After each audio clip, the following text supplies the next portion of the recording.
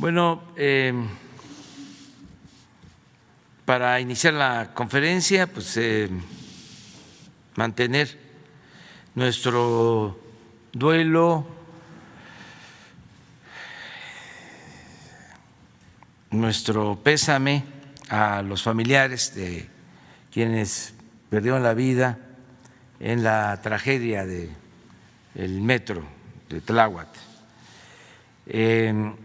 Está informando sobre esta tragedia todos los días la jefa de gobierno, Claudia Sheinbaum, que cuenta con todo nuestro apoyo, nuestro respaldo, y está atendiendo personalmente a los familiares de las víctimas de esta tremenda y dolorosa tragedia. Entonces vamos a continuar ayudando y al mismo tiempo ya iniciaron las investigaciones para ver las causas de este incidente, accidente,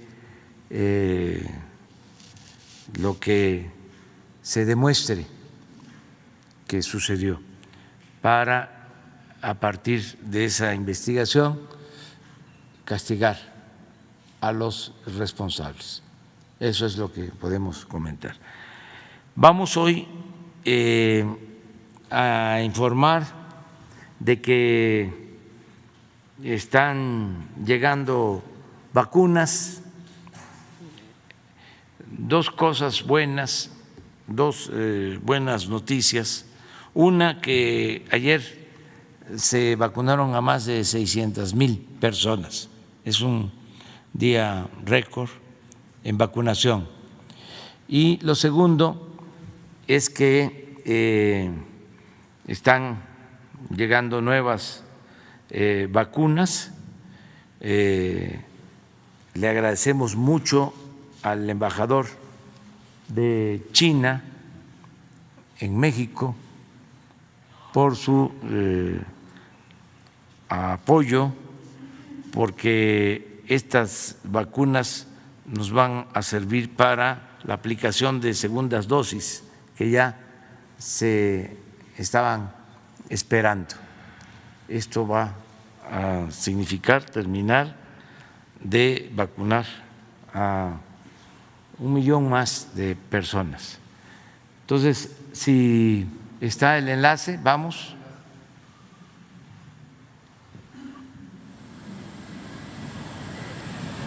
Adelante, doctor Pedro Centeno. Gracias, presidente. Buenos días, tenga usted. Estamos aquí en el aeropuerto de la Ciudad de México con compañeros de Sedena, de la Marina, de la Guardia Nacional, y estamos recibiendo el embarque número 45 y el vuelo 59, señor presidente.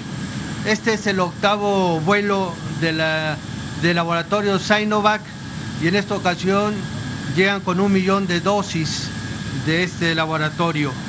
El total de dosis que ha traído este laboratorio a México son 6 millones, señor licenciado, y representa el 23% del total de vacunas que hay en el país. Con este 1,000,000 de dosis, señor presidente, tenemos ya en el país 26,623,195 dosis, y con ello continuamos con el Plan Nacional de Vacunación en todo el país, y estas dosis en particular serán aplicadas para las segundas dosis de Sinovac en todo el país, señor presidente. Es cuanto. Buen día. Muchas gracias, Pedro. Esto es importante porque ya se estaba en el límite de quienes recibieron esta primera vacuna en primera dosis y faltaba la segunda dosis. Se había presentado una pequeña demora, pero ya se resuelve. Es un informe a todos los vacunados que estaban en espera de la segunda dosis. Ya con esto se resuelve y podemos concluir y continuar con la vacunación.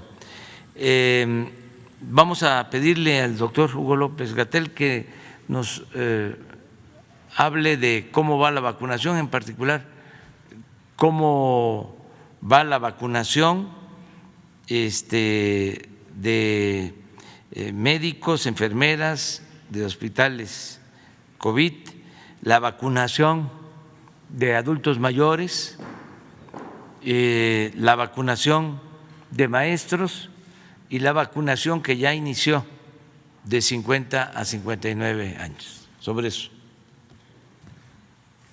Con gusto, presidente, con su permiso. Muy buenos días, tengan todas y todos ustedes. Aquí vamos a comentar sobre la vacunación. Ya veíamos ahorita la imagen, la curva de distribución por fecha de las vacunas. Como se ha explicado desde el inicio, en esta curva, que es semejante a las curvas epidémicas, pero esto de algo muy positivo, que es vacunas aplicadas, presentamos día por día desde el 24 de diciembre del año pasado cuántas vacunas se logran por día. La velocidad a la que se logran las vacunas, aplicar las vacunas en México, reiteramos, depende fundamentalmente de la velocidad a la que llegan las vacunas. El sistema que se ha establecido, el operativo Correcaminos, nos permite vacunar de manera inmediata. Las vacunas que llegan en un día dado, pongamos el ejemplo, las que acaban de llegar y que presentó el doctor Pedro Centeno, estas tardan en tránsito aproximadamente 4 días. Tránsito obviamente no es solo el desplazamiento a cada entidad federativa, sino es que lleguen, se distribuyan a las localidades, a los centros de vacunación y se pongan ya a disposición del personal vacunador. 4 días es el tiempo promedio de desplazamiento, pero de manera continua en cuanto llegan, se van a la ruta y se van a la aplicación. No hemos parado de vacunar, ningún día nos hemos quedado sin vacunar, excepto en los días de la calibración al inicio de diciembre, donde 2 o 3 días no hubo vacunación. Pero pueden ver en la gráfica, todo lo demás ya se ha mantenido alguna cantidad de vacunación diaria. Ayer llegamos a una cifra récord, es la más alta día de vacunación, 604,065 dosis, en este caso para las 4 subpoblaciones que están en proceso de vacunación. La siguiente, por favor, nos muestra que casi 20 millones de dosis de vacunas han sido aplicadas en nuestro país, exactamente 19.951.121. La siguiente, por favor. Y aquí está la distribución por los distintos grupos. En total tenemos las 13.328.238 personas que ya han sido vacunadas, al menos en la primera dosis. Y aquí vemos las distintas subpoblaciones. Comentamos, como indicó el presidente, en personal de salud se ha continuado la vacunación del personal de salud de las unidades COVID, de las unidades de primera línea de respuesta.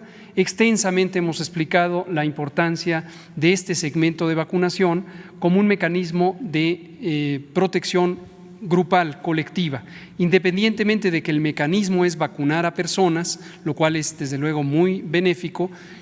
El objetivo en el plan de vacunación en México y en muchas partes del mundo es el asegurar la continuidad de la operación del sistema de salud en su segmento que atiende a las personas con COVID. Ese es el propósito técnico definido en México y en muchos países que tienen programa de vacunación contra COVID. Continúa y no hay distingo alguno entre unidades privadas y públicas en la medida en que se trate de las unidades de primera respuesta, de las personas que están en las unidades de primera respuesta.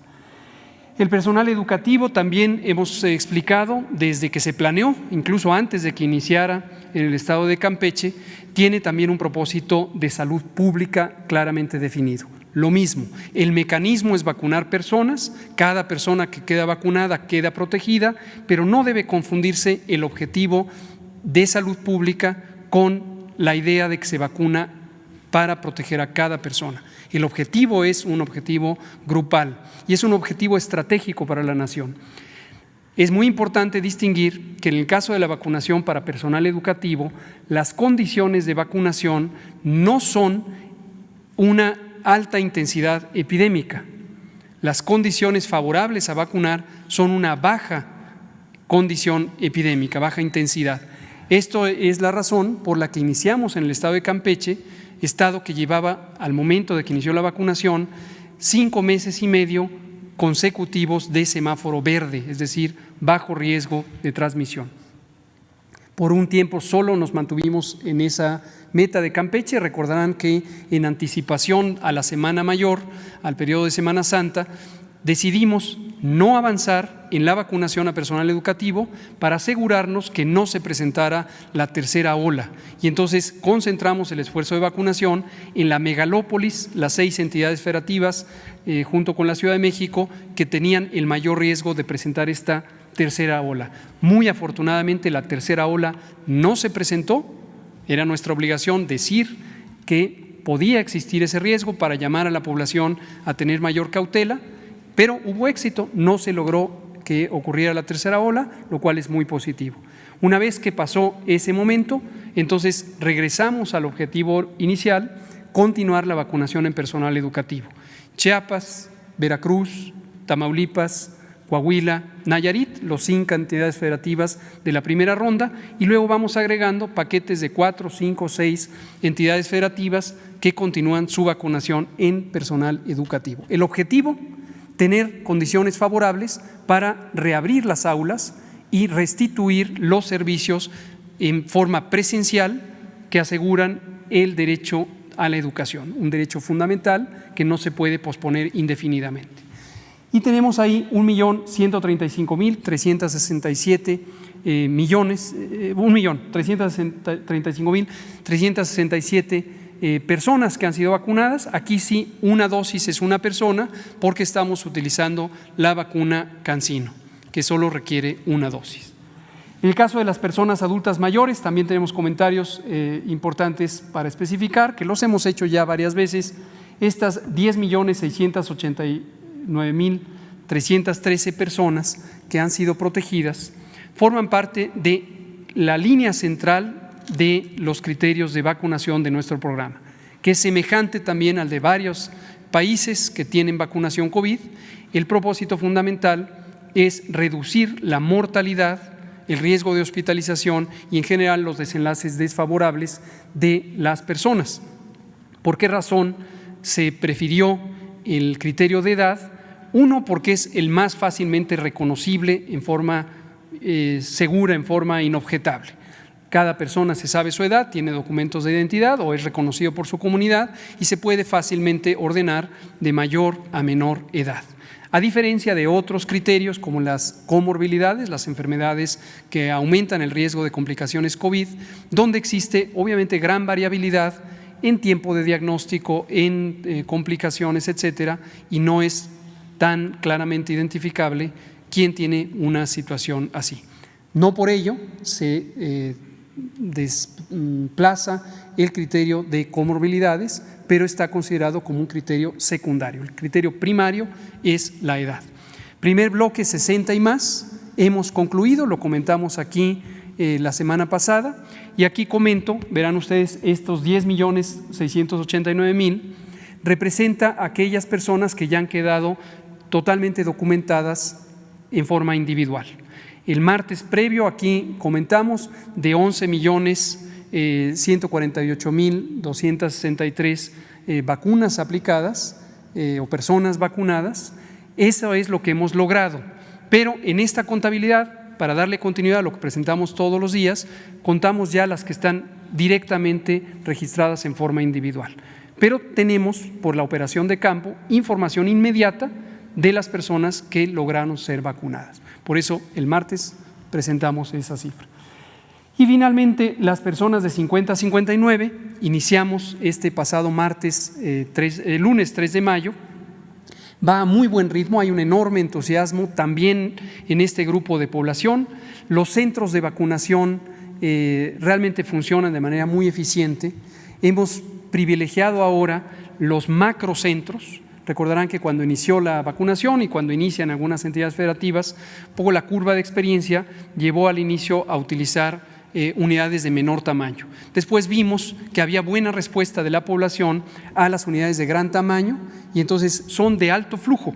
El tiempo de permanencia medio es menor a 1 hora de las personas que entran y salen ya vacunadas, registradas y obviamente los 30 minutos de vigilancia para asegurar que no se presenten eventos de consideración. Casi 500,464,659 personas de 50 a 59 han recibido ya su dosis inicial. Aquí estamos usando el resto de las vacunas. También recordar que no se ha cerrado completamente la posibilidad de que una persona de 60 y más sea vacunada en esta etapa. Nosotros identificamos haber logrado la meta considerando que en la realidad hubo personas que pudieron no haberse enterado, no estaban en su localidad en el momento de que se les convocó a ser vacunadas o la razón que sea. Pero seguimos insistiendo, si usted tiene 60 años o más y por alguna razón no se vacunó cuando le correspondía, sigue siendo bienvenida a ser vacunada. No está cerrada la puerta. Aunque la etapa en este momento formalmente está definida 50 a 59, en realidad es 50 y más si alguien faltó, que se acerca a los centros de vacunación y será vacunado. En la siguiente, por favor. Aquí está un mapa que nos ilustra la cobertura en el territorio para el caso de personal educativo.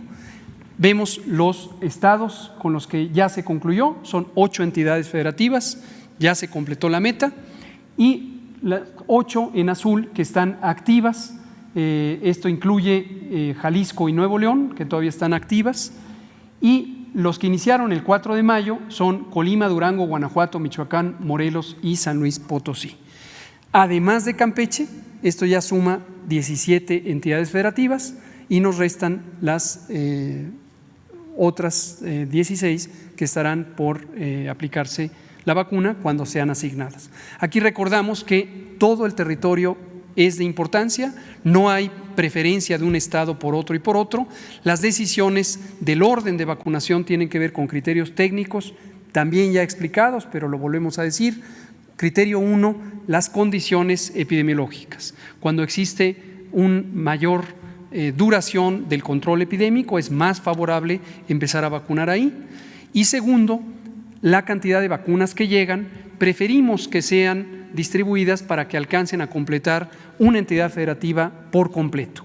Esto desde luego implica que en las entidades federativas donde hay una población más grande puede ser un elemento que a veces nos lleve a fragmentar y en 2 rondas de vacunación completar la meta en vez de una. Esto posiblemente solo va a ocurrir en la Ciudad de México, el Estado de México y que son las que tienen la mayor población. La siguiente.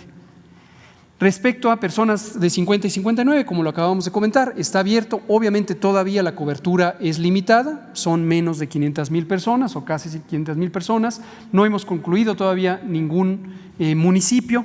Tenemos 27 municipios en este momento activos, 182 que ya fueron programados, esto lo planteamos el martes, y de modo que ahorita las vacunas ya se están distribuyendo a los estados asignados. En breve estaremos activando la vacunación en esos 182 municipios. La siguiente y penúltima, los eventos secundarios han permanecido muy estables, son poco frecuentes, realmente muy poco frecuentes, menos de 0.1% y además son leves, no han sido de consideración. Nadie ha tenido un daño permanente o ha perdido la vida por las vacunas, lo que demuestra nuevamente ya en su uso real que son vacunas seguras, tal como estaba documentado por la investigación clínica antes de su registro sanitario, y son vacunas eficaces. La siguiente. Y hasta la fecha, como comentaba ya el doctor Centeno desde el aeropuerto, tenemos 25.623.195 vacunas que hemos recibido y en su mayoría utilizado desde el 23 de diciembre del año pasado. Recordar que fuimos el primer país de América Latina en iniciar la vacunación contra COVID. Y en la última imagen lo que vemos es el calendario. Ayer tuvimos liberación por parte de COFEPRIS de las vacunas que se envasan en México. Con estas no hacemos enlace porque llega el granel y posteriormente pasan al proceso de envasado. Cuando termina el proceso de envasado pasan un proceso muy riguroso de inspección que dura 14 días, donde se hacen más de 17 pruebas reglamentarias, 15 que están definidas como un estándar internacional, más 2 que son específicas para las distintas vacunas, y se liberaron 198.840 dosis ayer, miércoles 5 de mayo. Hoy están llegando las que ya anunció el doctor Pedro Centeno, 856.900, también de la vacuna, 1 millón de la vacuna Sinovac, las que anunció el doctor Pedro Centeno. Mañana se liberan aquí en el territorio 856.900 de CanSino. Y como comentaba el presidente, con esto termino, aquellas personas que recibieron vacuna Sinovac y estaban con la preocupación de que todavía no les llegaba su segunda dosis, les comentamos 2 cosas. Una que ya habíamos explicado previamente: el tiempo de vacunación entre la primera dosis y la segunda dosis es un tiempo recomendado con base en la investigación clínica que se hace de las propias vacunas.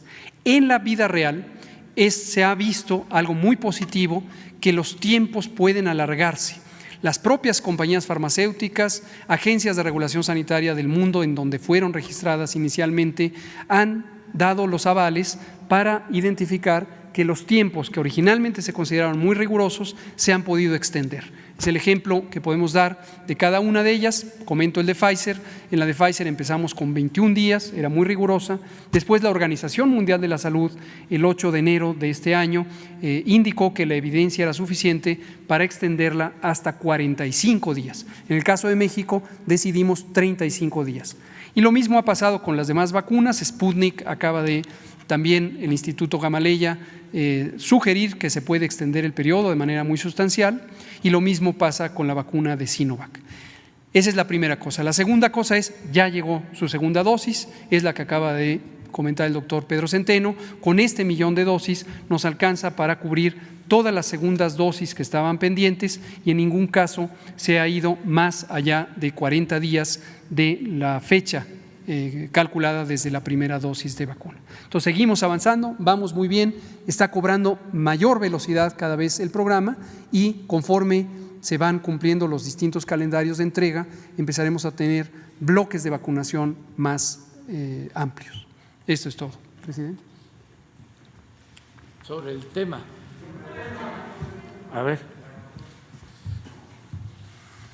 Por favor, usted y Shaila Rovsigel. Sí, buenos días. Felipe Fierro de tiempo.com.mx y Puente Libre de Juárez. Y siguiendo con esta perspectiva positiva, ¿cuándo cree usted que llegará el famoso verde?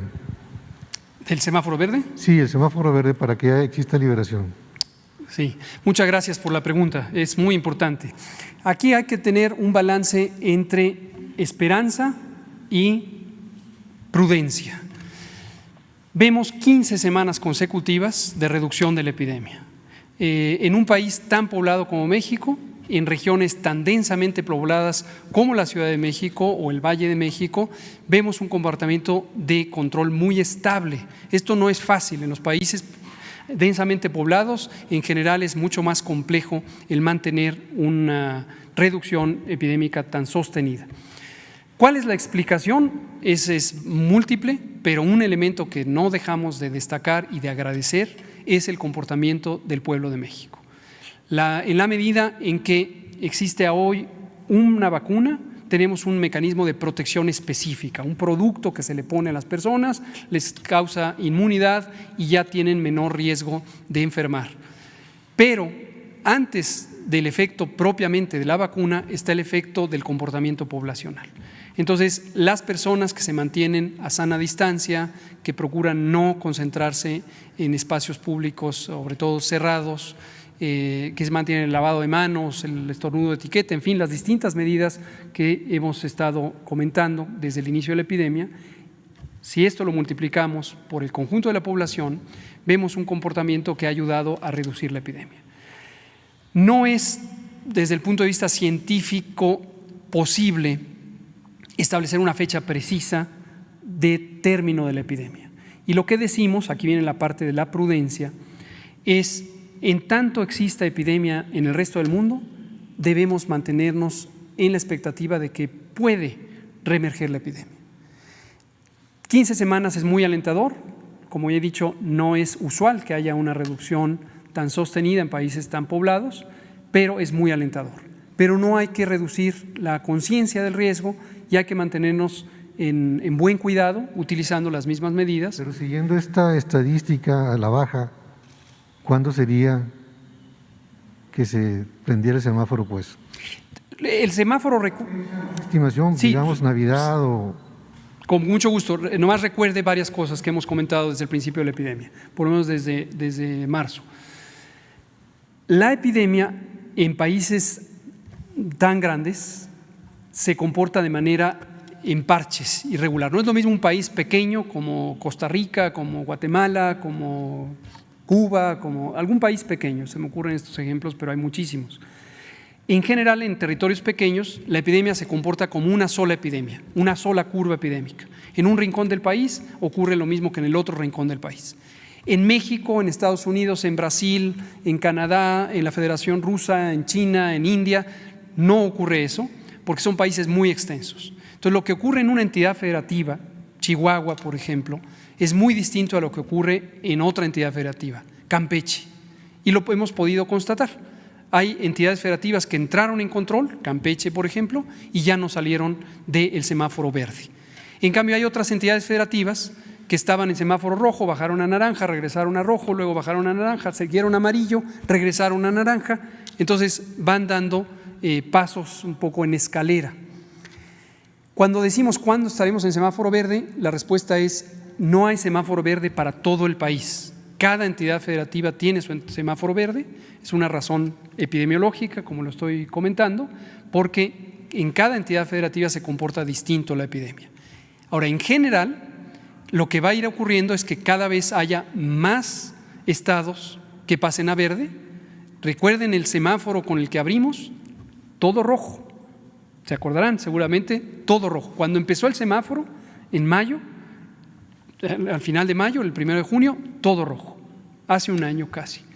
Y posteriormente empezó a poblarse de naranja, de amarillo, y hoy tenemos varias entidades en verde, y si esta tendencia continúa, al final tendremos todo en verde. Pero insisto, sería aventurado, no sería científico el tratar de poner una fecha concreta, aunque sea aproximada por semana, quincena o mes, de cuándo vamos a estar en esa condición.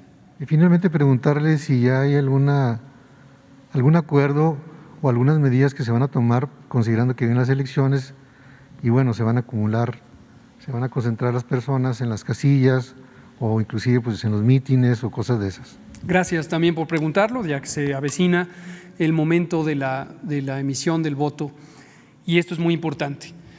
Lo que hemos estado trabajando en coordinación con el INE es algo que nos parece muy positivo y que ya probamos el año pasado cuando hubo elecciones en Hidalgo y en Coahuila. Cuando eso ocurrió, aquí retomo sobre algo que es importante que la población conozca, ya lo hemos comentado. Hubo inquietudes, hubo personas en esas entidades federativas, Hidalgo y Coahuila, que decían hay que cancelar las elecciones. El presidente López Obrador fue sumamente enfático en decir de ninguna manera vamos a cancelar elecciones porque esto es un derecho fundamental. Entonces tenemos que ir hacia adelante con las elecciones y obviamente tenemos que garantizar las condiciones de seguridad sanitaria para que esas elecciones no aumenten la epidemia y no dañen a las personas. Y nos instruyó a trabajar de manera muy coordinada con el Instituto Nacional Electoral y la manera en que lo trabajamos fue muy exitosa, hubo un gran diálogo. El INE por su cuenta, el Consejo General del INE, había anticipado la situación, convocó a expertas y expertos en salud pública, diseñaron un plan de manejo de las elecciones que fuera amigable a la seguridad sanitaria. Por supuesto, tomaron en cuenta los lineamientos de seguridad sanitaria que la Secretaría de Salud ha emitido desde el inicio y nos los pusieron a consideración, lo cual agradecemos, y entonces revisamos conjuntamente esos protocolos. Los protocolos se aplicaron, correspondió a la autoridad electoral de carácter nacional y también a las entidades federativas vigilar el cumplimiento, se logró el cumplimiento y no tuvimos ningún incidente epidemiológico de reemergencia durante las elecciones. Ahora va a ser a nivel nacional, el reto es un tanto mayor, pero estamos en la misma disposición y diálogo. Hace ya varios días el INE nos compartió la versión revisada de su documento, estamos próximos a devolvérselo. En general hemos visto que está muy bien hecho y que asegura las condiciones favorables para tener elecciones en condiciones de seguridad sanitaria. Muchas gracias. Shaila Rosigel, por favor. Gracias. Buenos días, presidente. Buenos días, subsecretario. Shaila Rosagel, corresponsal de Grupo Gili, El Imparcial de Sonora, La Crónica de Mexicali y Frontera de Tijuana. Subsecretario, preguntarle, la semana pasada el presidente comentaba que para finales de junio, principios de julio, estarían vacunados unos 50 millones de mexicanos. Preguntarle qué se va a requerir para llegar a esta meta, si se van a meter más brigadas correcaminos y sobre todo el tema de las dosis de las vacunas. Ahorita comentaban que son 26 millones de dosis las que se han recibido. ¿Cómo se piensa que van a ser la llegada de, si van a venir ya estos millones de dosis que faltarían para vacunar esta cantidad de personas? Y también si tienen alguna noticia sobre cuándo podrán adquirir los estados y las empresas mexicanas la vacuna, si todavía está ahorita acotada al gobierno. Cómo no, muchas gracias. También son temas muy importantes. La pregunta directa, y que quiero ser enfático en ello, ¿qué se requiere para que se pongan muchas vacunas y se logren estas metas que comenta? Se requiere que haya vacunas.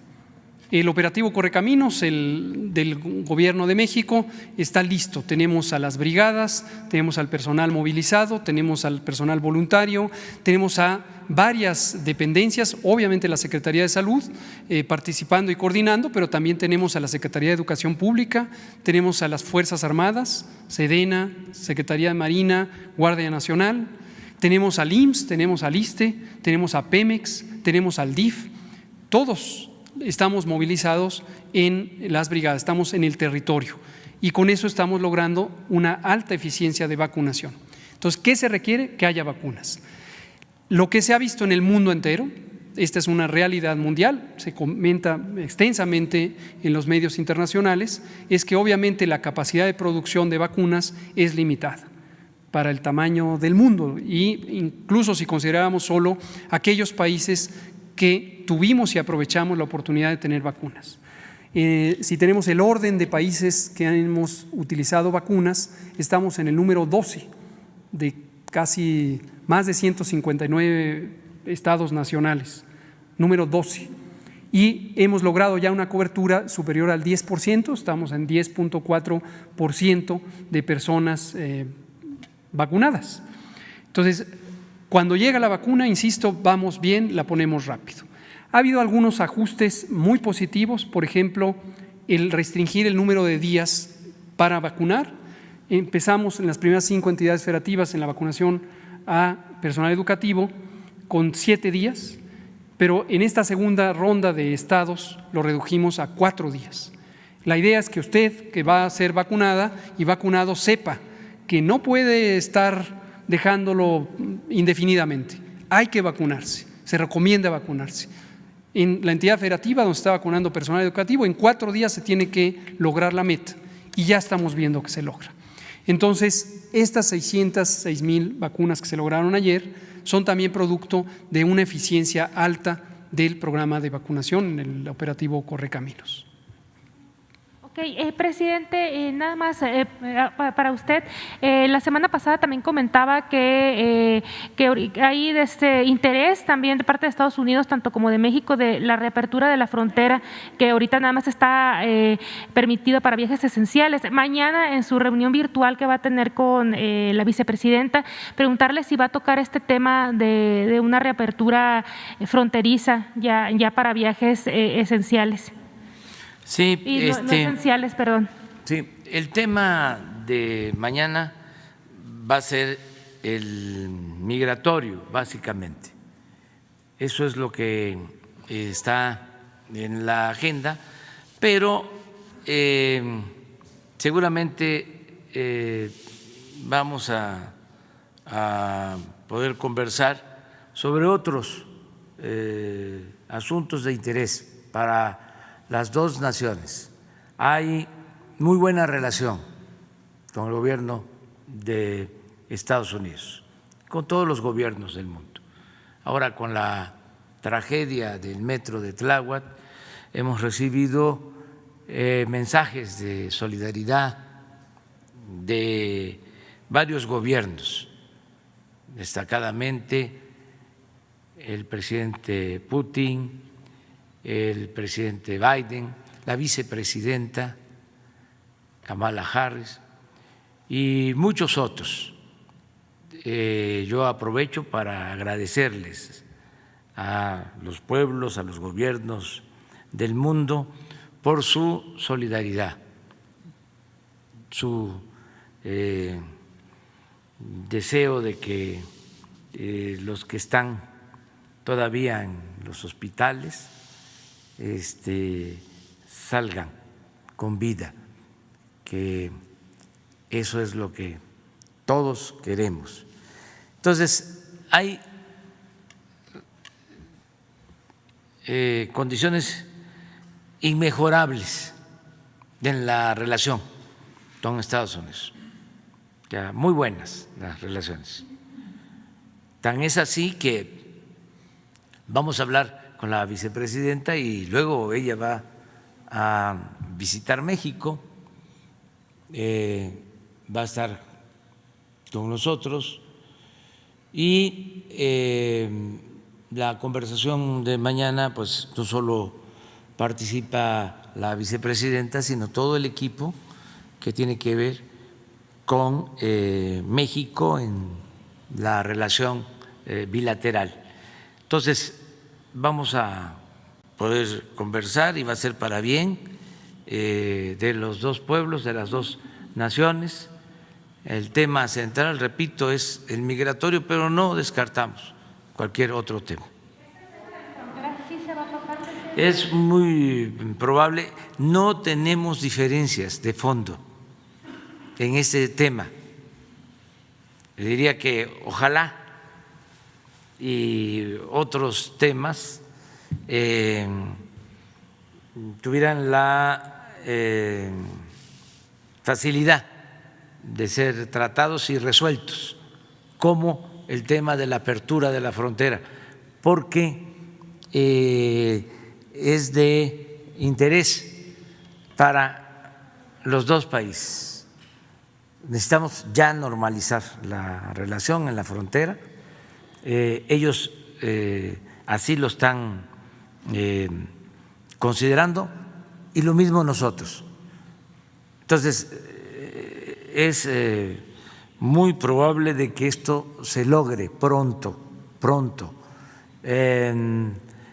Ellos ya han avanzado bastante en la vacunación, han logrado disminuir el número de contagios, de fallecidos, lo mismo nosotros, y ya también se ha avanzado en la vacunación en la frontera, de modo que es probable que se llegue a un acuerdo. Si les parece, podemos ver, porque Hugo hacía referencia a la aplicación de las vacunas en el mundo para que tengamos una idea de cómo estamos en cuanto a la vacunación. Si tienen ahí la tabla.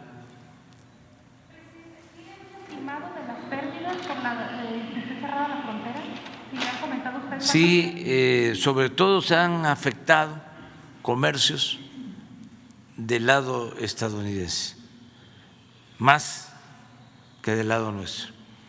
Por eso, pues es un interés mutuo el que se abra completamente la frontera. Esto es, mire, ya Estados Unidos ha avanzado bastante, 247 millones de vacunas, tiene el 45.1%. En nuestro caso, de acuerdo a este registro, aunque tenemos más vacunas, son 20 millones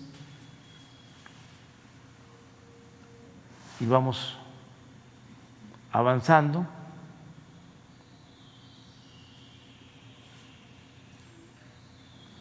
Y aprovecho también para decirles que no hemos tenido problemas de abasto. Tenemos dos ventajas. Una, en el país, fue realmente de públicas y de escuelas privadas. ¿Y por qué vamos a terminar de vacunarlos a mediados de este mes? Nada más tardar el 20 de mayo, vamos a estar ya con los últimos maestros y esa vacuna es la que estamos utilizando y afortunadamente salió muy bien en las pruebas, es eficaz y es una dosis.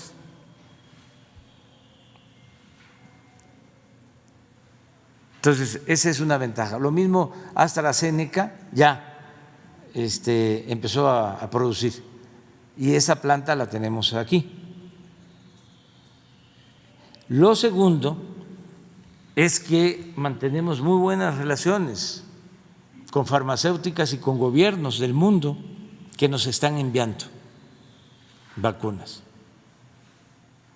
Es de reconocer lo que ha hecho la farmacéutica Pfizer, que no ha dejado de cumplir y ahora ya nos van a enviar vacunas de Estados Unidos. Se logró eso. El caso del gobierno chino también. No vamos a dejar de reconocer su apoyo, no solo en el caso de las vacunas, en el caso de los equipos médicos que se necesitaban al inicio de la pandemia. Fueron muchísimos aviones que llegaron de China con ropa, con guantes, con cubrebocas, que no teníamos ventiladores, acuérdense de eso. Entonces no podemos olvidar ese gesto. Y también nuestro reconocimiento al gobierno ruso, porque contamos con la vacuna Sputnik y va a seguir llegando esa vacuna, y a muchos otros gobiernos por su apoyo, el gobierno de Argentina, el gobierno de Cuba, por las brigadas médicas. Hemos contado con mucha solidaridad internacional. Entonces, por eso estamos en el sitio 12 en cerca de 200 países del mundo. Entonces, vamos a seguir avanzando.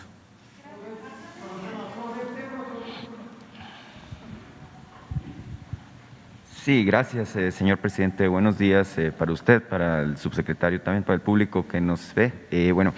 Demián Duarte de Sonora Power. Señor presidente, esta semana, al abrir semana usted abordó un tema junto con la encargada de despacho de la Profeco que tiene que ver con los precios del gas LP. Es un tema que hemos abordado de manera constante, precisamente porque se ha apreciado una situación ahí relativa al precio.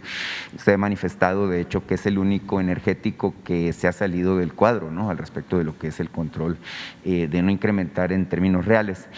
El tema es que, bueno, le quiero yo reconocer que por primera vez ya palpamos de marzo a abril una disminución del 4.5% en términos reales también de lo que es el costo del gas LP, el gas doméstico. Sin embargo, es evidente que esta disminución, aunque ya es un principio y es un asunto importante que va al impacto de los consumidores, no es suficiente. Es decir, a lo largo de los primeros 4 meses del año, lamentablemente sí tuvimos un aumento del 11% en los costos del gas LP. Y de lo que es el mes de abril del año pasado, abril de pues todavía persiste un incremento del 30% en términos reales. Aquí la cuestión, señor presidente, usted ofreció en algún momento, precisamente a una pregunta que yo le planteaba por aquí, que habría una estrategia de parte de su gobierno para lograr la disminución y cumplir con el compromiso que usted ha hecho de que no se incrementen, de hecho, los precios de los energéticos. Aquí, señor presidente, bueno, preguntarle si ya hay una estrategia, si ya se tiene diseñado un esquema en el cual se pueda lograr este descenso en los costos del gas. Porque mire, señor presidente, sabemos que México, creo que lo hemos documentado, es el 7º mayor consumidor de este combustible a nivel global. Pemex es el actor preponderante de este mercado. Pemex produce, de hecho, el 35% del gas que se consume en México e importa otro 20% del gas. Naturalmente que hay otro 45% que se importa de parte de distribuidores privados y afortunadamente existe infraestructura suficiente para almacenar y garantizar el abasto del gas LP. La cuestión es que Pemex, que tiene en sus manos el control del mercado, pudiera de alguna manera, en un gesto de solidaridad con los consumidores, disminuir de alguna manera el precio de venta a ellos. Y la otra cuestión, señor presidente, es que, bueno, se ha hablado del tema de los organismos reguladores. En este caso, el mercado del gas está en manos de la Comisión Reguladora de Energía. Es interesante e inquietante ver que, por ejemplo, en el tema del gas, los consumidores pagamos un sobreprecio que ronda el 11%, porque la Comisión Reguladora de Energía nos cuesta a nosotros de manera directa, por ponerle el ejemplo, de cada cilindro de 40 kilos, que cuesta 485 pesos, nos cuesta 55 pesos adicionales lo que cobra este organismo regulador. Entonces, preguntarle, bueno, al respecto del tema, si ya se tiene una visión clara de qué es lo que hay que hacer. Sí, estamos atendiendo esta demanda, porque en efecto es de los energéticos el que ha tenido un incremento y vamos a cumplir con el compromiso de que no aumente el precio de los combustibles. Lo que ya estamos haciendo con las gasolinas y el diésel y la luz va a darse también en el caso del gas. No solo es para que cueste menos el gas, sino también que es importante para mantener controlada la inflación, porque son insumos que influyen mucho, que provocan aumentos de otros precios, carestía, y nosotros tenemos que cuidar mucho que no tengamos inflación descontrolada, porque si se tiene inflación, pues se pierde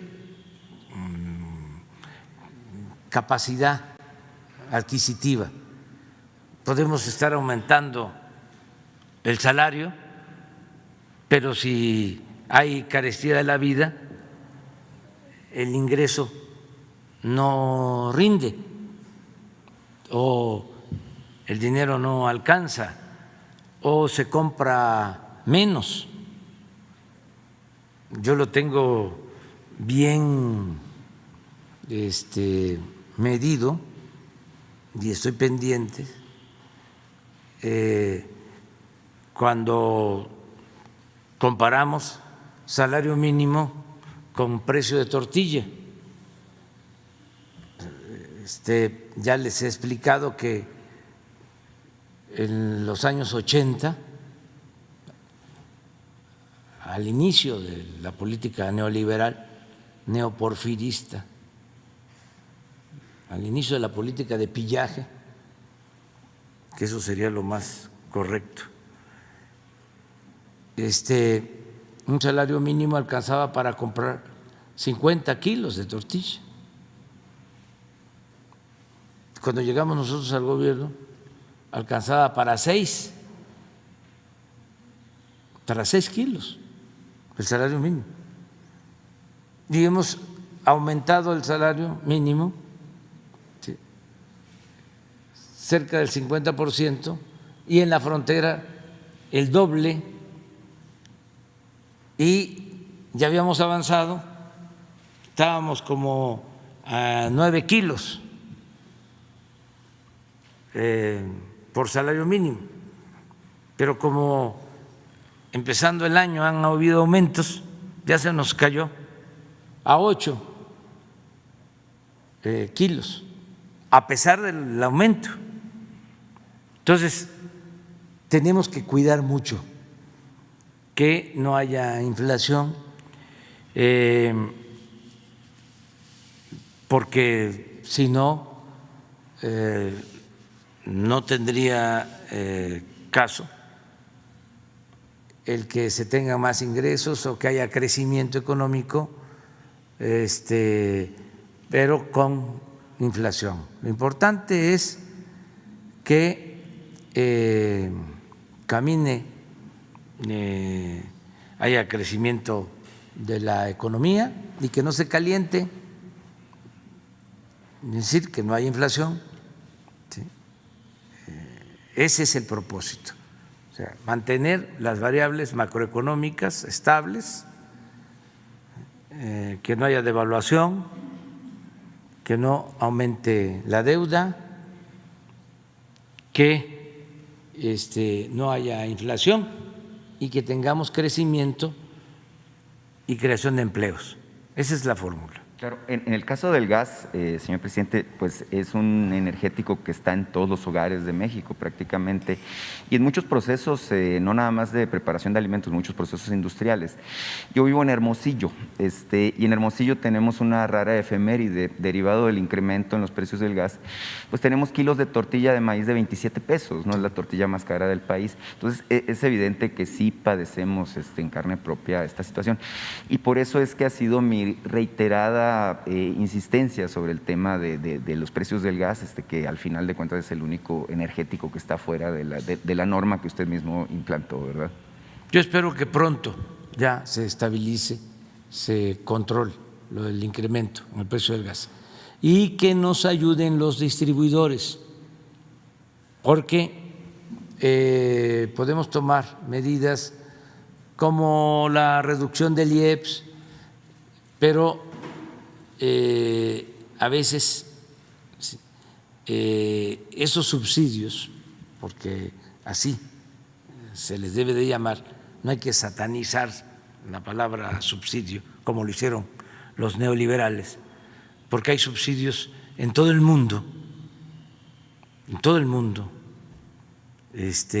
se apoya a productores con subsidio. El ejemplo más claro es el subsidio a todos los productores en Estados Unidos, a los productores agrícolas en Estados Unidos. El subsidio equivale a todo su costo de producción. A un granjero, a un productor, el Estado le da un subsidio equivalente a lo que le cuesta producir, de modo que por eso puede vender a mejores precios, porque recibe ese subsidio. Entonces, lo importante aquí es que ese subsidio realmente sea para beneficio, que no se distorsione, que no se quede en los intermediarios, que se traduzca o que llegue de manera directa al productor y que llegue de manera directa o se traduzca en beneficio del consumidor. Eso es lo que hay que buscar y es lo que estamos haciendo en todo, sobre energéticos en especial. Tengo otro tema, señor presidente. Bueno, ahora que hablan de vacunación, y a propósito del tema, de parte de la Asociación de Mineros Retirados de Cananea, bueno, me pidieron que le hiciera, primero que nada, un reconocimiento y que le agradeciera personalmente porque ellos ya están vacunados, incluso ya en segunda dosis. Todos ellos son adultos bastante mayores, y bueno, pues ya regresó la tranquilidad a ellos, a sus casas, a sus vidas, precisamente porque lograron finalmente, pues, digamos, vencer la incertidumbre que plantea el coronavirus. A propósito de Cananea, hay un tema, señor presidente, que yo le quiero poner a su juicio, y es el asunto del famoso 5%. Relacionado con la venta de la mina a Grupo México. Usted sabe que hubo un acuerdo para que el 5% derivado de esta operación, es decir, $55 millones, se entregaran precisamente entre 2.998 ex trabajadores mineros. Y esto, pues, ha sido objeto de un litigio largo en donde, bueno, desde el año 2006, es decir, hace 15 años, bueno, pues se inició con este debate jurídico, del cual hubo un laudo hace exactamente 3 semanas. Hubo un laudo favorable, pues, a los quejosos que manifestaban que no habían recibido este monto en particular. El laudo dice, y se lo voy a leer porque es imposible que me lo aprenda de memoria, que se condena al Sindicato Nacional de Trabajadores Mineros Metalúrgicos similares de la República Mexicana y al licenciado Napoleón Gómez Urrutia, ambos como responsables solidarios, para hacer efectivo a favor de cada uno de los actores el derecho de beneficiarse de la distribución proporcional de la cantidad de $54,084,470.90 del extinto fideicomiso número 10964526, entregados antes precisamente al sindicato minero con fecha del 3 de marzo del 2005. El asunto es que al aparecer este laudo, el sindicato minero aparece y dice que es un laudo que es incorrecto y se niegan a cumplir con lo que les están ordenando. Entonces, precisamente los mineros de Cananea, entre ellos la Asociación de Mineros Retirados, pero muchos otros que también participan, incluso trabajadores en activo, me piden, señor presidente, que le haga saber esta situación y me piden que le solicite, en todo caso, como no hay un acuerdo entre las partes, aunque existe un laudo, ver si es posible que se dé la mediación de parte de su gobierno para resolver este conflicto. Sí, sí lo hacemos. ¿Cuánto es lo que se les está ordenando? Son $54,084,470.90, es decir, son alrededor de $1,000 millones, ¿no? Lo que está por ahí pendiente. ¿Y eso es la totalidad o es a un grupo? No, es la totalidad. La totalidad. Es la totalidad, es a todos.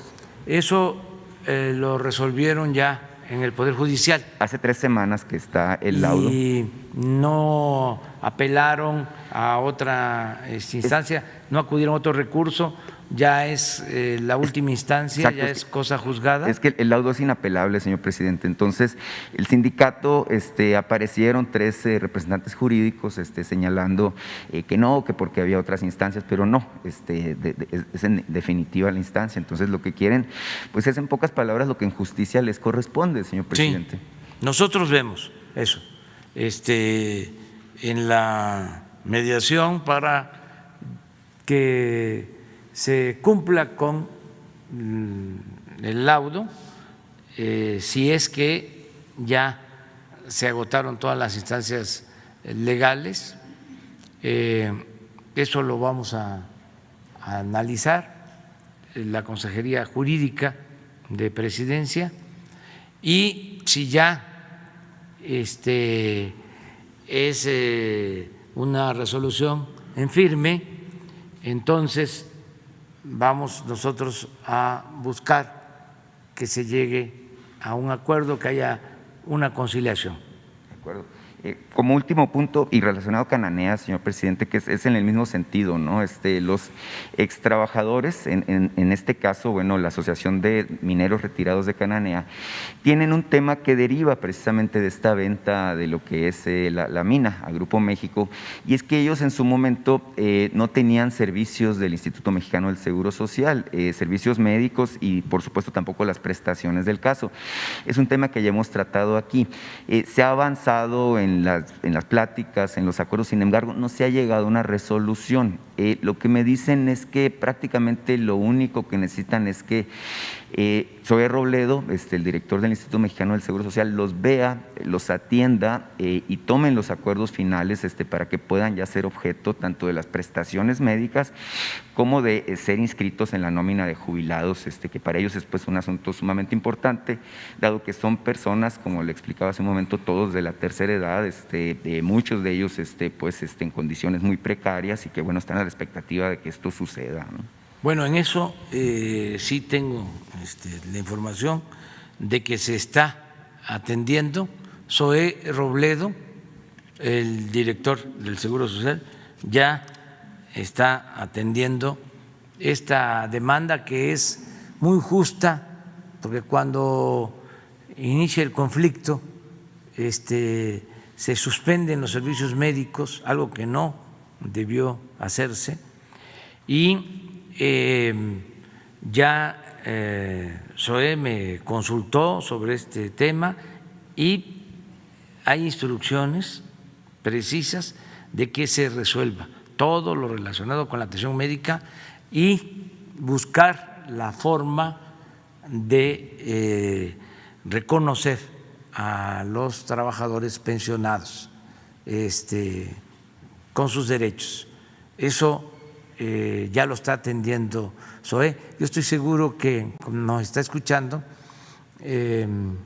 o le van a comentar y mañana podemos informar sobre este tema en particular, que a mí me importa mucho porque me consta de que se quedaron sin servicio médico y que fue una gran injusticia. Hay muchos asuntos pendientes. Mi preocupación y mi ocupación es que no termine nuestro gobierno y queden estos saldos, estos pendientes que se originaron por injusticias que se cometieron durante el periodo neoliberal, que fue un periodo nefasto,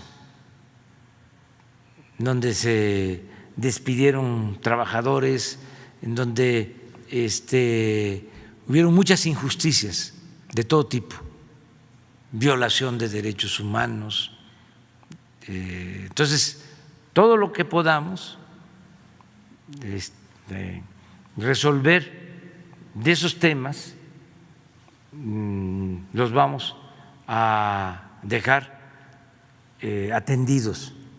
Por ejemplo, en el caso de Sonora, lo de la contaminación del río Sonora es un pendiente, lo de la guardería es un pendiente. Entonces, tenemos que seguir avanzando en todo esto, pero es Sonora y son temas pendientes en Sinaloa y en Baja California, en todos lados, todo el país. Fue como un vendaval. ¿Sí? El neoliberalismo hizo muchísimo daño a todo el país. Entonces, ahí vamos a ir reparando daño en la medida de nuestras posibilidades. A ver, sobre el tema.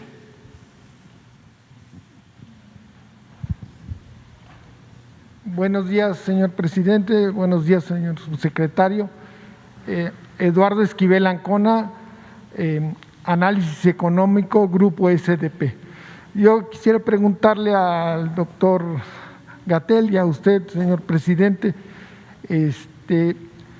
la Unión Europea tiene planeado pedir el requisito de que para entrar a su país, a los países miembros de que estén vacunadas las personas, ¿no? Contra el coronavirus. Pero en la lista que tienen ellos no aceptan la vacuna Sputnik, la vacuna rusa, ni tampoco aceptan la Sinovac, que Sinovac, estas dos vacunas son muy, en América Latina han sido vacunados un gran número de personas con estas vacunas. La pregunta que yo quisiera hacerle, México tiene un acuerdo comercial con la Unión Europea. ¿Qué posibilidades hay de que se negocie en México que sí acepten la vacuna rusa y la vacuna Sinovac para entrar al requisito? Porque si uno no está vacunado o tiene estas dos vacunas,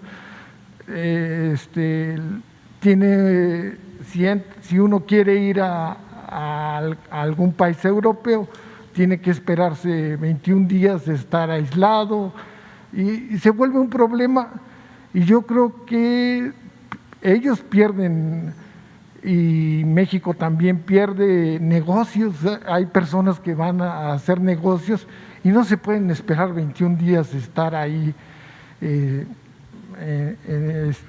esos lugares para la cantidad de dinero, las posibilidades de hacer negocio, y las personas que son turistas, pues a ellos no sé. Yo creo que todo eso se tiene que ir ya normalizando, porque en general está bajando el número de contagios, es mundial.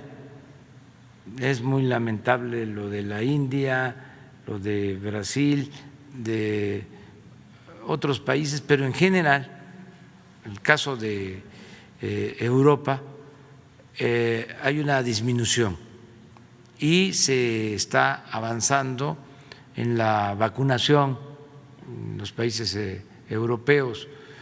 Entonces, creo que esto va a ayudar mucho a que se normalicen las relaciones y que no haya medidas estrictas o que haya flexibilidad. Nosotros tenemos buenas relaciones con la Unión Europea. Por ejemplo, tenían una disposición de no permitir que vacunas que se produjeran en Europa se exportaran, y hasta ahora la Pfizer viene de Europa y ahora se logró que empiecen los envíos de Estados Unidos, y esto es un acuerdo con la Unión Europea, es un trato que han dado especial a México. Entonces yo estimo que ellos van a ir aceptando pues que debe de haber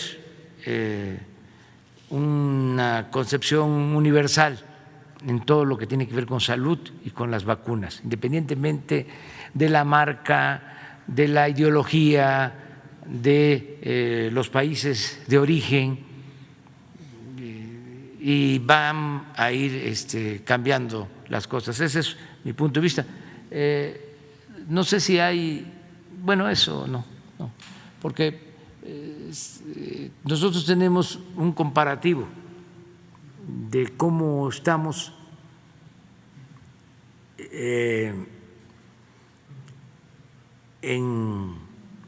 afectados por la pandemia con relación a otros países.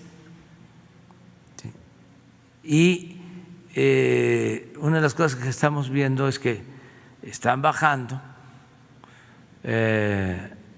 no solo contagios, sino lo más importante, fallecidos, en casi todos los países del mundo. Por ejemplo, han bajado los fallecidos en España, en Alemania, considerablemente. Estados Unidos también está logrando, ya por efectos de la vacunación, reducir su tasa de mortalidad por COVID. Nosotros también. Acuérdense de que sostuvimos que íbamos a vacunar a adultos mayores primero, porque eso nos garantizaba disminuir la tasa de mortalidad de adultos mayores hasta en 80%. Eso es lo que nos comunicaron los especialistas, los técnicos, los científicos. Entonces, eso nos da tranquilidad. No podemos, desde luego, confiarnos, pero entre más avancemos en la vacunación, mejor. Y yo no sé si tengas tú algo que agregar sobre esto de la Unión Europea. Un par de elementos, presidente, si me lo permite. Desde el punto de vista técnico de la salud pública, existe un soporte a esta perspectiva político-diplomática que está explicando ampliamente el presidente. Y básicamente consiste en lo siguiente: para que una intervención de salud pública sea útil, lo que se requiere es sobre todo consistencia en esa medida. ¿A qué me refiero? Si las vacunas son eficaces, está documentada su eficacia a partir de los ensayos clínicos, en algunos casos ya se está documentando su efectividad, es decir, su beneficio en condiciones reales, no tendría por qué esa medida excluir a las vacunas o a las personas vacunadas con intervenciones efectivas. Entonces, ahí, si esto se planteara de esa manera, habría una inconsistencia técnica, porque se preferiría a unas vacunas sobre otras, a pesar de que la ciencia demuestre que son equivalentes. Y eso, desde luego, reduciría las oportunidades de la Unión Europea o cualquier otra zona del mundo o país específico de tener una normalización de sus actividades económicas, sociales, de comercio, etcétera, a partir de la medida de salud pública. Entonces, también, insisto, la perspectiva de salud pública también indicaría que no hay una razón por la que se deba preferir unas vacunas sobre otras cuando en condiciones iguales, en condiciones de estándares científicos, demuestren ser igualmente eficaces. Otra pregunta. En enero de este año, el gobierno dio de baja o canceló una empresa filial de Pemex que se llama PMI, que se llamaba PMI Holding o algo así. Esta empresa tenía un funcionamiento muy raro. Esto se hizo a finales de los 80 por Pedro Aspe Armella. Esta empresa era una filial de Pemex que tenía la misión de bajar la carga fiscal. No tenía empleados, pero ese sí, llevaba todas las negociaciones de Deer Park. O sea, ellos fueron los que adquirieron la mitad de la refinería de Deer Park en Texas. Ellos eran los que negociaban cuántas barriles de petróleo de tipo Maya se llevaban allá y se regresaba ese petróleo con gasolina, pero se vendía, aunque éramos socios, el precio que se le daba a México pues era el precio internacional, no había ningún precio extra. Y hay la sospecha de que esta empresa que manejaba millones y millones de dólares, ponía ese dinero en paraísos fiscales. Hubo denuncias, se hizo un arqueo, una auditoría a esta empresa que no tenía empleados, que no tenía, que podríamos decir que es fantasma? Esa sería la pregunta, o sea, se dio de baja, pero se hizo una auditoría después de tantos años de estar esta empresa manejando millones de dólares con poca transparencia y este dinero muchas veces no llegaba a las arcas de la Secretaría de Hacienda. Sí, estamos limpiando Pemex de corrupción y estamos revisando contratos y se va avanzando, pero todavía no terminamos porque fue mucho lo que hicieron de daño, es mucho el daño causado en el periodo neoliberal a Pemex y a la Comisión Federal de Electricidad. Por ejemplo, ya resolvimos lo de Odebrecht, que fue, vamos a decir, ventajoso o justo para la hacienda pública, porque imagínense, el acuerdo que habían firmado era que Pemex le vendiera gas a Odebrecht con un subsidio del 75% de su costo en el mercado, 75%. Entonces, eso ya se resolvió. Ya resolvimos lo de la planta de fertilizante con el acuerdo de devolución de 216 millones de dólares, que eso también, otro contrato manchado por la corrupción. Ya resolvimos el darle continuidad, que estaba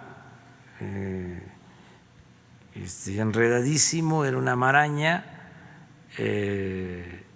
lo de una planta coquizadora en Tula, que también había participado Odebrecht. A lo mejor algunos se acuerdan de que para traer equipos de esa planta hasta cerraban las carreteras, quitaban los puentes, que eran tanques enormes para Tula, y no los instalaron los equipos y se ejercieron 1.500 millones de dólares. Entonces teníamos dos opciones: dejar que los equipos se convirtieran en chatarra o continuar para terminar la planta, que sí es de utilidad porque nos permite producir más gasolinas y no tener combustóleo de más. Entonces ya decidimos echar a andar la planta de nuevo o seguir la construcción de la planta. Nos va a demandar una inversión de 2.500 millones de dólares. Son de las decisiones que estamos tomando. Estos corruptos que manejaron Pemex en el periodo neoliberal llegaron a vender plantas de nitrógenos para producir nitrógeno dentro de las refinerías. O sea, no vendieron toda la refinería, pero sí plantas que eran de Pemex. Entonces, ahora se están adquiriendo de esas plantas y se están revisando contratos. Se hizo un escándalo, ¿se acuerdan? Cuando había un tesoro, decía la publicidad, en el fondo del mar, que había que sacarlo, porque había muchísimo petróleo y mucho gas en las aguas profundas. Esto para los jóvenes que querían desde entonces llevar a cabo la llamada reforma energética. Esto fue cuando Calderón, y empezaron a hacer plataformas para extraer petróleo, gas, pagando muchísimo dinero de renta de las plataformas. Bueno, quedaron plataformas enfrente de Coatzacoalcos sin que se concluyera todo el proceso de extracción de gas. También inversiones de 1,000, 2,000 millones de dólares, por lo que comentabas del gas.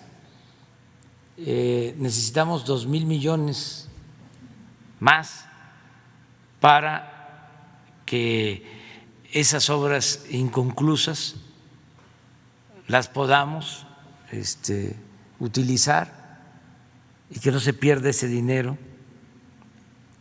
Entonces estamos en eso, pero aquí me podría pasar toda la mañana hablándoles del rescate de Pemex, de la Comisión Federal de Electricidad, lo que yo les comentaba.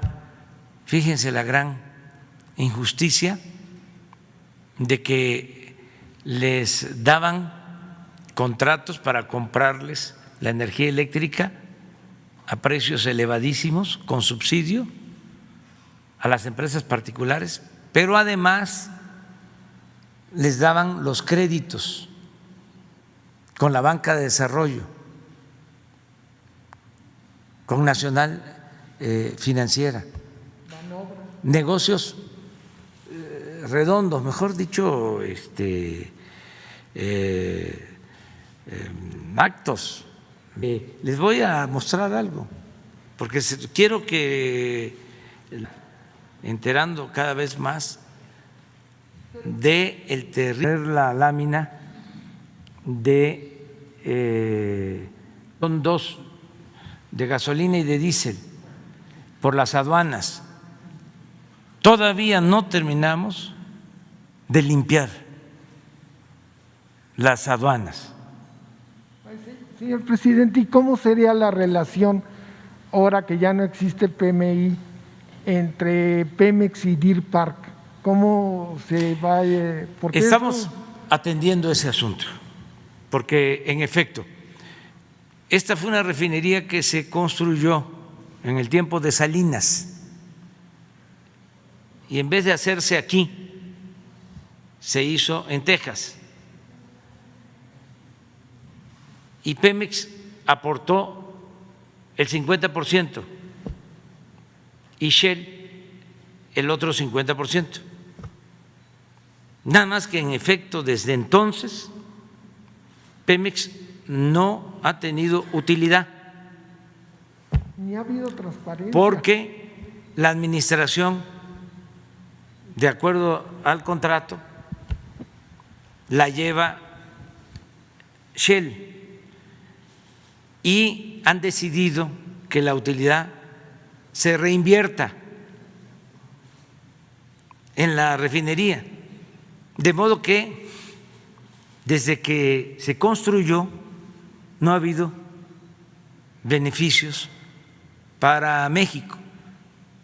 Si acaso el que se pueda procesar crudo mexicano, pero se vende, como tú dices, al mismo precio, o lo compran al mismo precio, y en los últimos años hasta han bajado la compra del crudo. Entonces, pero así como eso, tenemos muchas otras cosas. Tenemos la venta de las acciones que se hicieron en la época de Felipe Calderón, acciones de Pemex que tenían Repsol, que se vendieron a muy bajo precio y que apenas las adquirió Repsol, se fueron para arriba en el mercado financiero. Pero muchísimas cosas se dedicaron a saquear, por eso es el enojo que tienen. A ver si están las láminas. Sí, de aduanas, nada más para que… Y esto además, porque se los mando a avisar a los contrabandistas y a los distribuidores. Miren,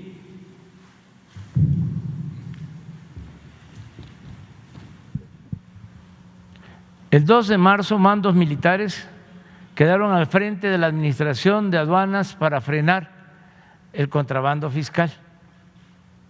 Tomamos esa decisión de que en los puertos, la Marina y en las aduanas de la frontera, la Secretaría de la Defensa.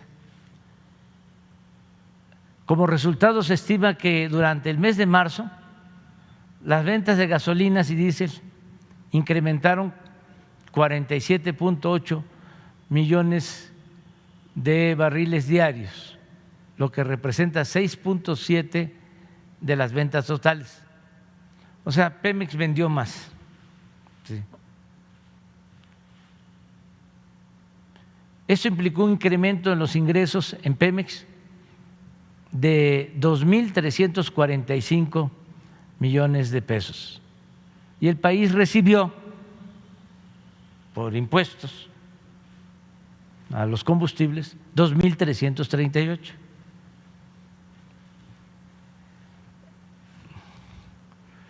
Todo esto porque se evitó el contrabando de gasolinas y de diésel.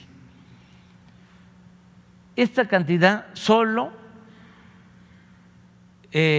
por el control de 3 aduanas, porque ahí comenzamos: Matamoros, Reynosa y Nuevo Laredo.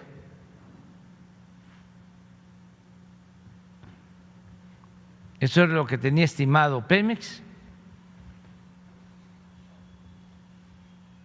y esto es lo que sucedió.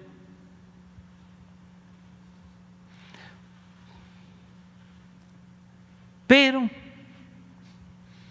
terminando marzo vuelve a caerse, porque tenemos información que están metiendo los autotanques por las otras aduanas. Eso es gasolina y esto es diésel.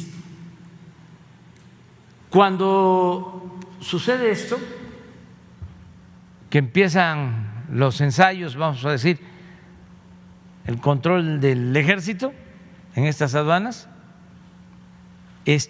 los distribuidores de México que recibían gasolina y diésel de contrabando empiezan a buscar a Pemex para comprarle a Pemex.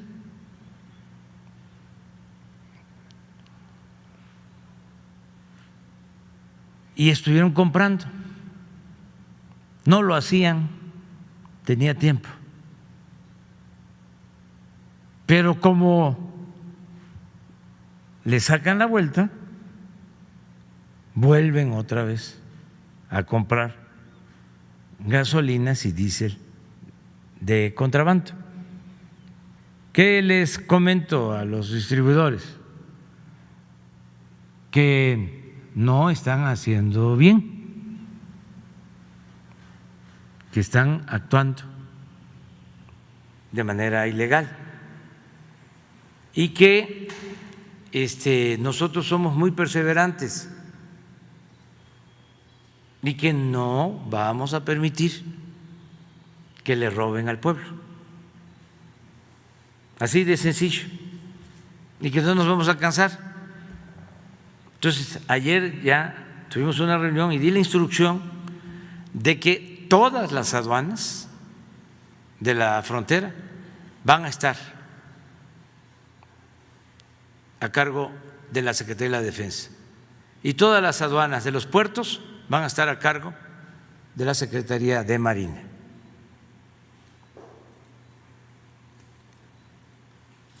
Pero no solo es este contrabando, es todo lo que entra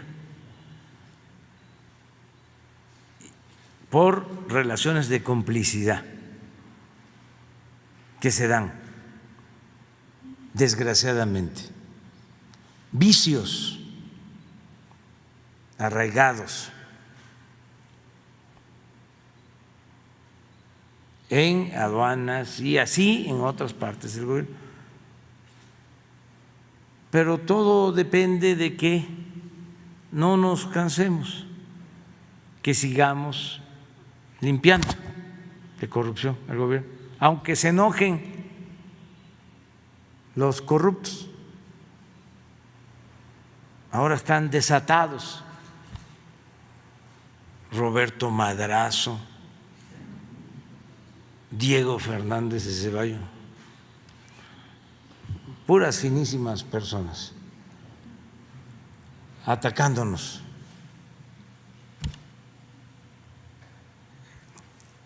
Sobre todo porque vienen las elecciones y le están subiendo el volumen, están desesperados, ofuscados, porque están viendo que la gente pues ya ha tomado conciencia, cosa que me da muchísimo gusto, mucho gusto, de que la gente cada vez está más despierta. Entonces, todas estas campañas en contra del gobierno ya no tienen el efecto que tenían antes. Por cierto, quedamos en ver cuánto costaba votar en el extranjero, cuánto tenía de presupuesto el INE. ¿Tienen el presupuesto? Ah, bueno, pero entonces háganlo, porque sí tenemos que tener. ¿Cuánto es el presupuesto?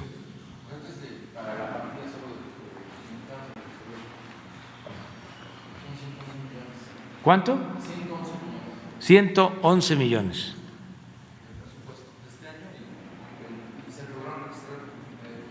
A ver, hagan ahí la división para ver cuánto cuesta cada voto. 3.434 pesos por voto. Si votaran todos.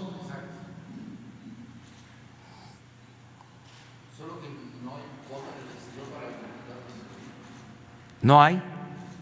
Ah, es para gobernadores. Muy bien. ¿Y qué pasó con el que entregaba dinero a cambio de votos? El que ofrece dinero a cambio de votos. ¿Fue cierto o no? Sí, es cierto. A ver, pon la imagen. Ándele. Reforma. Pues es que es candidato de Reforma, del Partido de Reforma, del Partido del Norte. Y le dio primera plana. A ver.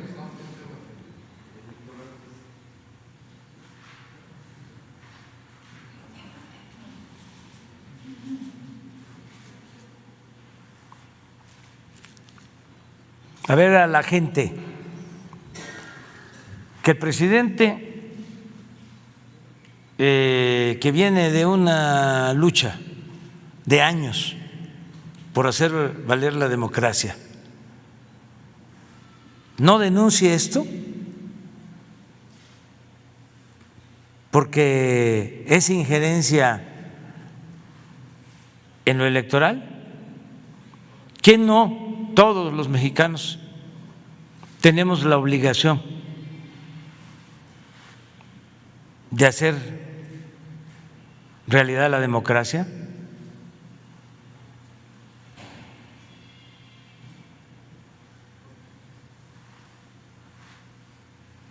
¿Cómo creen que me voy a quedar callado si esto es lo que más ha dañado y ha impedido que en México haya una auténtica democracia? ¿Cómo me voy a quedar callado ante la compra del voto?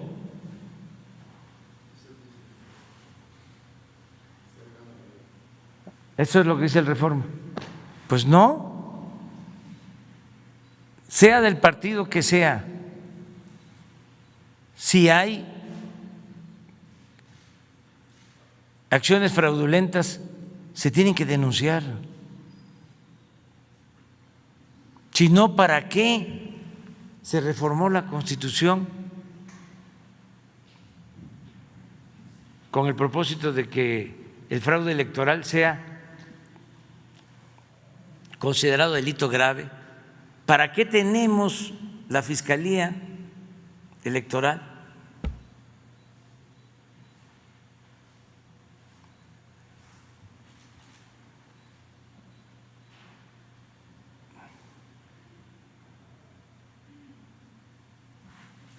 En vez de que el Reforma esté diciendo de que está mal que hagan eso, defiende estas actitudes antidemocráticas. Muy bien. Entonces sí fue cierto, yo pensaba que era falsa la información. Y hay más, sí, y hay que denunciar la entrega de despensas, la entrega de dinero, las amenazas, todo. Todos tenemos que ayudar. Estas tienen que ser las elecciones más limpias, libres en la historia de México. Cuidar eso y no estar pensando que la democracia la van a garantizar el INE, el TRIFE o el Reforma, pues han sido siempre los más tenaces violadores de la ley y los más opositores a la democracia. La paradoja es de que el INE, en vez de garantizar la democracia, ha sido creado y funciona en los hechos para impedir la democracia. Eso es lo que estamos viendo, porque esto no lo ve el INE, se hacen de la vista gorda.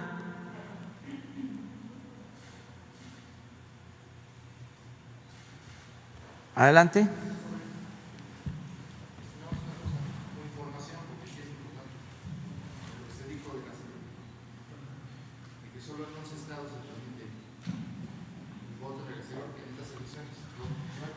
Nueve para gobernaturas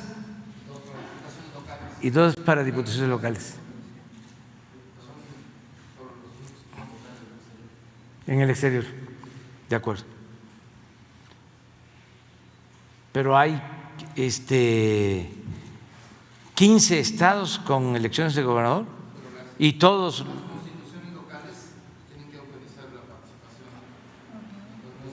Hace falta que se reforme para darle la oportunidad, el derecho, que se garantice el derecho a los mexicanos en el extranjero para poder votar.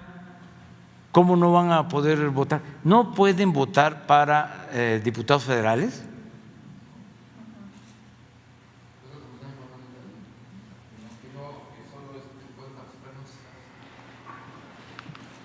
A ver si seguimos, ¿no?, sobre el tema.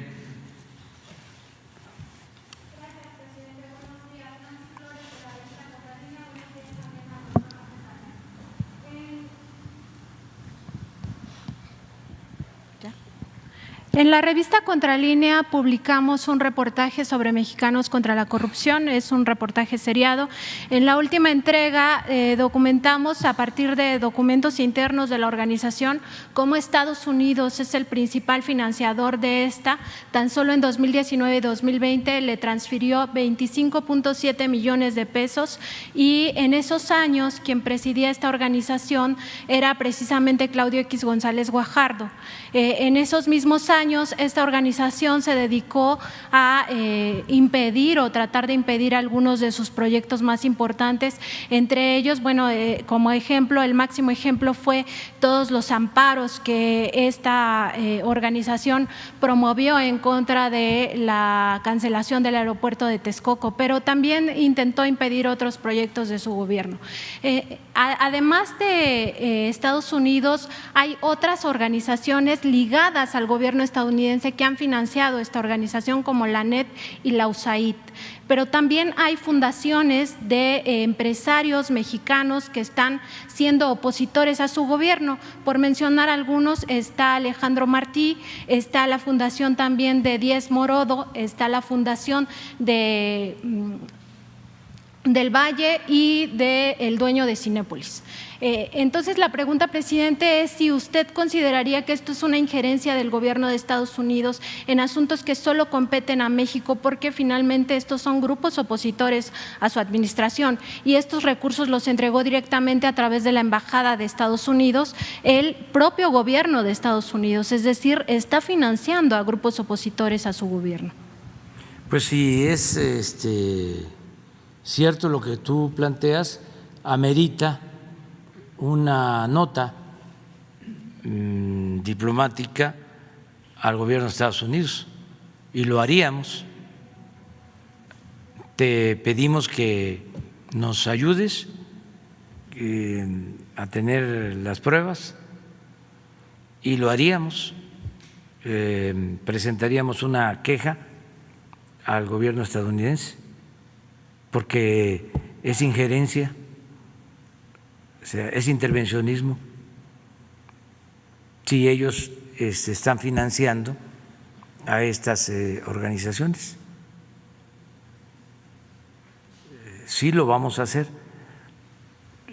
¿Cuándo publicaron ustedes esta investigación?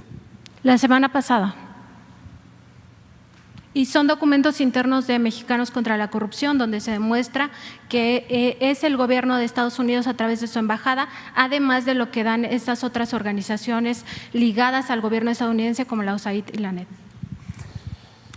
¿No tienen ahí la revista? Bueno, ¿Es la pasada? Sí, es la edición pasada, sí. Sí.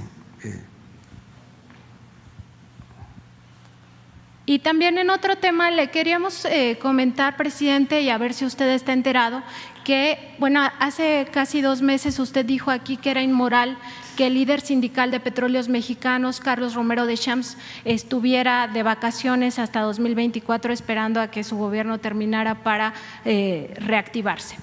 Sin embargo, bueno, a pesar de que hubo prácticamente una instrucción de que se jubilara y se presentaron los documentos, en realidad esto no ha ocurrido, presidente. La Administración de Petróleos Mexicanos aún no queda en firme justamente que este líder sindical quede ya jubilado. Y lo que sucede con él, y usted lo conoce de mucho tiempo, es que es un personaje muy activo.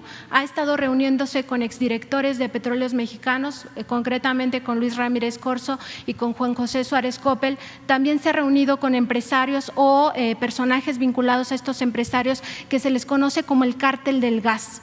Entonces, preguntarle si estaba enterado de esta situación que aún no se le jubila. Además, todo esto en el contexto de las próximas elecciones de la dirigencia sindical, ¿no? O sea, por eso está tan activo este personaje.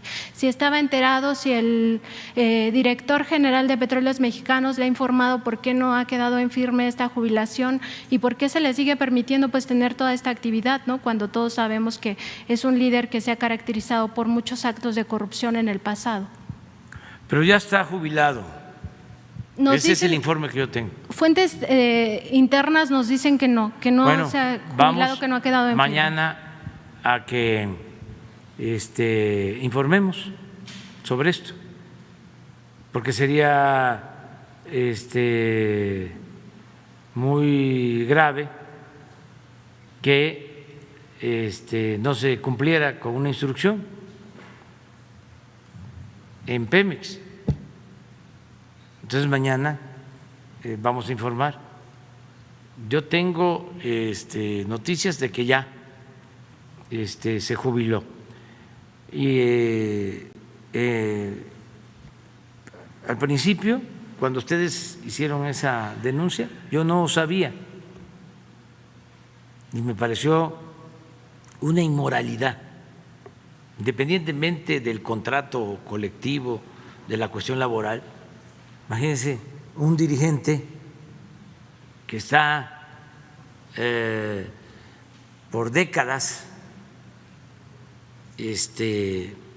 como representante de los trabajadores petroleros, se retira y antes de jubilarse pretende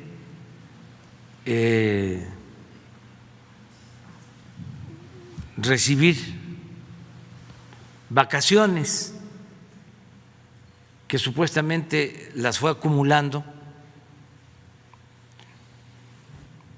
y que le alcanza o le alcanzaba hasta para llegar al 2024 de vacaciones. Pues es una burla para todos y una inmoralidad. Entonces, instrucciones para que eso se evitara.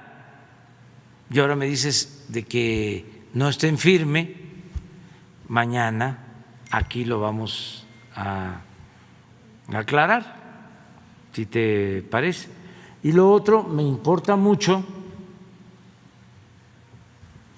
por la injerencia del gobierno de Estados Unidos, de ser cierto. No tengo duda de la actitud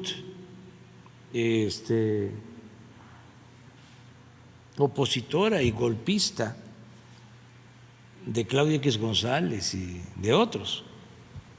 Siempre han estado impidiendo que se avance. Y sabía yo de que ellos eran los que estaban promoviendo los amparos y financiando a agentes para que se ampararan en contra de las obras que estamos realizando. Eso lo sabía. Y también de algunos otros empresarios que todavía están inconformes porque eran los hijos predilectos del régimen corrupto. Entonces están molestos. Pero si Estados Unidos interviene y el dinero lo dieron en la embajada, vamos a presentar una queja hoy mismo la vamos a presentar, porque eso no debe de ocurrir.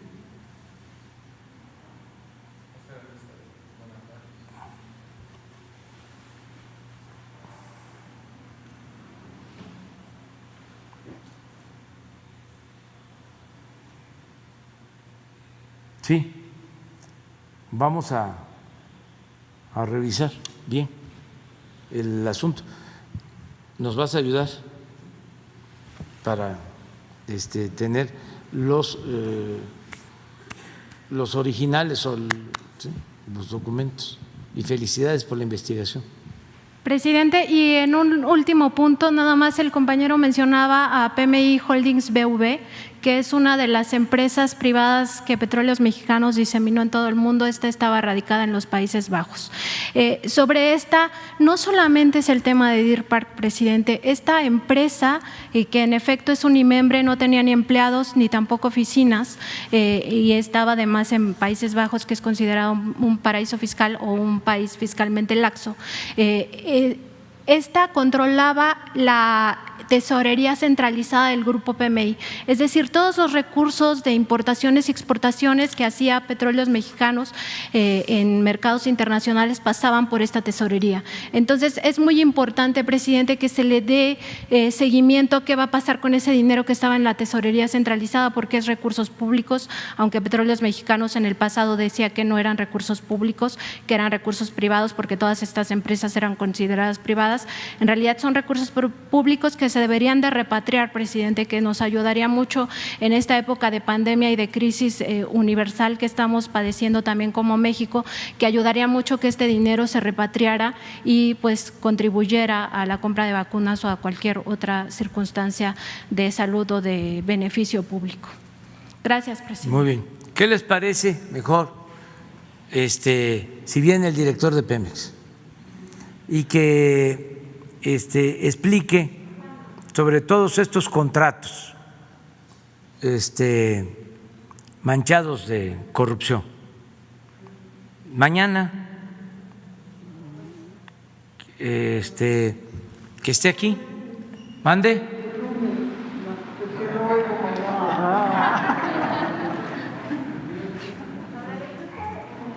No, está bien el lunes para que se tenga tiempo informar bien lo de Romero de Champs, lo de la nota diplomática o la queja al gobierno de Estados Unidos por esta actitud injerencista, y que le dé tiempo, porque nos hable de Odebrecht, de lo de la planta fertilizante, de lo de Tula, de lo del campo de gas que está en el mar enfrente de Coatzacoalcos, y de muchos otros proyectos, que nos hable de cuántos contratos que se entregaron en la reforma energética están en producción o se están trabajando, porque se acuerdan de los llamados bloques o rondas que se entregaron contratos, a ver cuántos están en actividad, si hay inversión particular, nacional, extranjera, cuánto se ha extraído de petróleo, porque acuérdense que ofrecieron que íbamos a estar produciendo muchísimo más petróleo por la reforma energética, y que nos diga de lo de Deer Park, lo de Petróleo Internacional. Eso de Petróleo Internacional viene desde la época de Salinas, que era una empresa privada o se consideraba completamente independiente de Pemex y del sector público, aunque pues todos los beneficios tenían que ver con la venta del petróleo y de la compra también de combustibles, que nos informen sobre eso. ¿Y cómo se está limpiando Pemex? En general, ¿cómo vamos en Pemex? Que nos informe el lunes el director de Pemex. Ya terminamos, nos vemos mañana.